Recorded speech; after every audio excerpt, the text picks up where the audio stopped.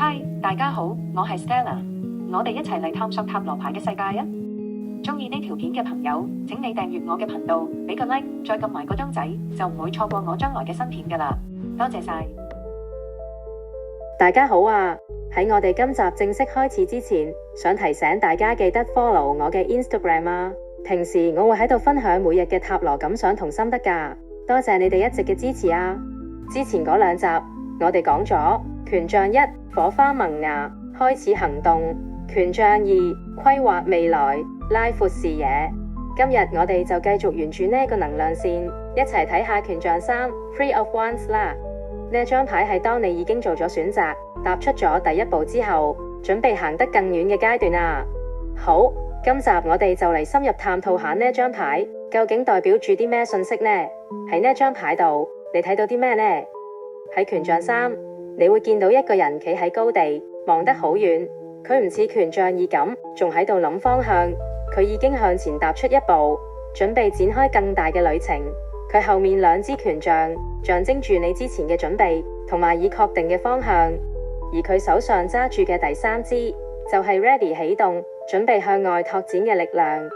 背景嘅船代表住行動帶嚟嘅回報，出海嘅係你已經做咗嘅努力，翻緊嚟嘅就係成果、機會同埋回應開始出現。海洋同山丘象徵住新領域、新市場、新可能性。成張牌嘅信息係你嘅路已經打開，進展開始顯現，準備向更大嘅未來前進啦。權杖3一般象徵住拓展、進展、成果開始出現。如果權杖2係計劃，咁權杖3就係行動開始有回應。你嘅路喺度打開，視野變大，機會開始湧現。一句講晒，你可以走得更遠啦。好，跟住呢，等我俾個簡單嘅例子大家啦。如果占卜嗰陣時見到權杖嘅3號牌，可以點樣解讀呢？一個最簡單嘅塔羅陣係會抽3張牌，分別代表住過去、現在同未來噶。如果權杖嘅3號喺過去嗰個位置嗰度嘅話，可能代表住你已經曾經踏出去，做咗決定，開始冒險，亦見到希望。而而家嘅情況係由你之前嘅行動所造成噶。我哋舉個例子啊，喺呢個牌陣度有權杖3、皇后、錢幣6。喺呢個塔羅陣度，權杖3喺過去嗰個位置度，代表你之前可能踏出咗重要嘅一步，開始咗啲嘢，或者擴展咗自己。而早期嘅成果為你而家嘅情況打好咗基礎啊。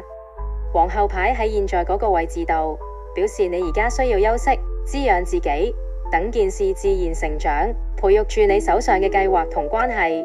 錢幣6喺未來嗰個位置度，未來可能會出現互相支持同埋資源流動嘅情況，你會收到實際幫助，同埋可以分享回饋，整體走向穩定同平衡啊。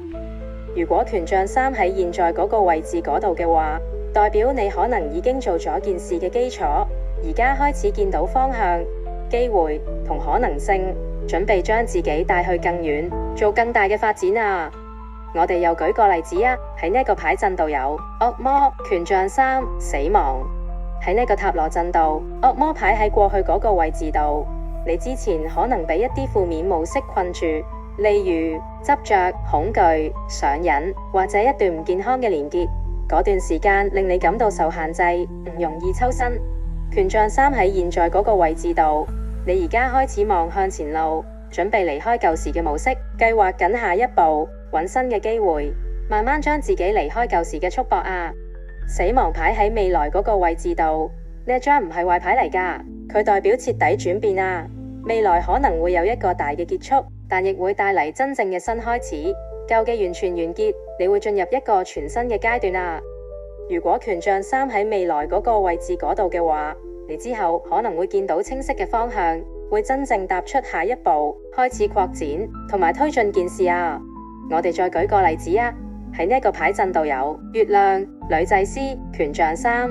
喺呢個塔羅陣度，月亮牌喺過去嗰個位置度，你可能曾經喺一個迷茫、不安或者件事唔透明嘅狀態，好多嘢靠直覺行，唔係完全清楚方向。女祭司喺現在嗰個位置度，你而家可能進入咗一個更加冷靜、內觀、聆聽直覺嘅階段。你開始睇得清楚啲，仲用觀察同埋直覺去決定下一步係點啊。權杖3喺未來嗰個位置度，未來將會變得明朗，你會正式準備好向外擴展，開始新計劃，你會見到更清晰嘅方向同埋實際嘅機會出現啊！最後想提醒返大家，以上嘅例子只係其中一個嘅解讀方式，實際嘅情況可以產生唔同嘅結果㗎。希望今集幫到你更加理解到呢一張權杖嘅3號牌啊！多謝你哋今日收睇我呢條短片啊，希望你哋鍾意啦。我哋下條短片再見啦，拜拜。